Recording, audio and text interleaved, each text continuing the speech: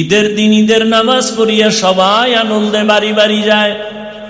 ওমরে ফারুক রাদিয়াল্লাহু তাআলা একটা রুমে তালা লাগাইয়া ঈদের আনন্দ বাদ দিয়া ওখানে বসে বসে কান্না করতেছিলেন। সাহাবী আবু হুরায়রা রাদিয়াল্লাহু তাআলা প্রশ্ন করলেন, খলিফাতুল মুসলিমিন, আপনি ঈদের আনন্দ বাদ দিয়ে আজকে কাঁদেন কেন?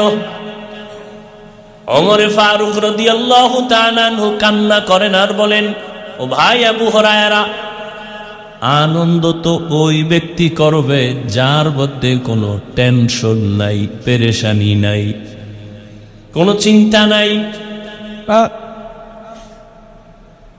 কিন্তু আমার মধ্যে অনেক পেরেশানি, অনেক টেনশন, অনেক চিন্তা। বলে কি?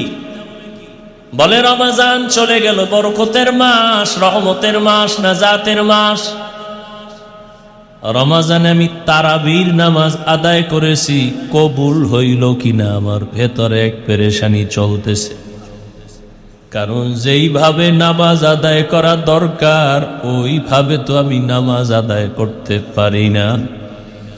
কেমন নামাজ আদায় করা দরকার? বলে, আন তা'বুদাল্লাহা কাআন্নাকা তারাহ ফাইন লাম তাকুন তারাহ ফাইন্নাহু ইয়ারাক। বান্দা, তুমি নামাজে যখন দাঁড়াও এমন অন্তর তৈরি করে দাঁড়াও যে তুমি আল্লাহকে দেখতেছো। আল্লাহকে দেখে দেখে তুমি নামাজ আদায় করতেছো।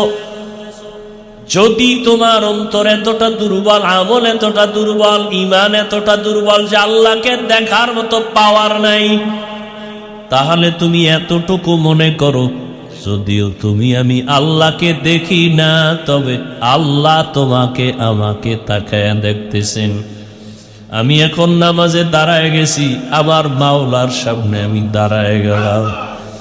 আমি এখন মাওলার সামনে দাঁড়ানো। আমি এখন আমার অন্তরের কি হালাত কেউ দেখে না, আমার আল্লাহ সব দেখতেছেন।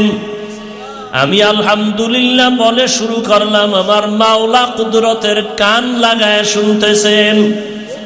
আমি আমার মালিকের আদালতে দাঁড়ানো, এই নিয়তে বান্দা যখন তো শুরু করবা, দেখবা তোমার অন্তরের হালাত ভিন্ন হয়ে যাবে। কিন্তু না, নামাজ তো আদায় করি, অন্তরের সাথে মালিকের কোনো যোগাযোগ নাই। নামাজে দাঁড়াইছি দুনিয়ার চিন্তা, দোকানের চিন্তা, ফ্যামিলির চিন্তা, ছেলেমেয়ের চিন্তা। আর এক আল্লাহর বান্দা নামাজে দাঁড়াইয়া কান্না করতেছে।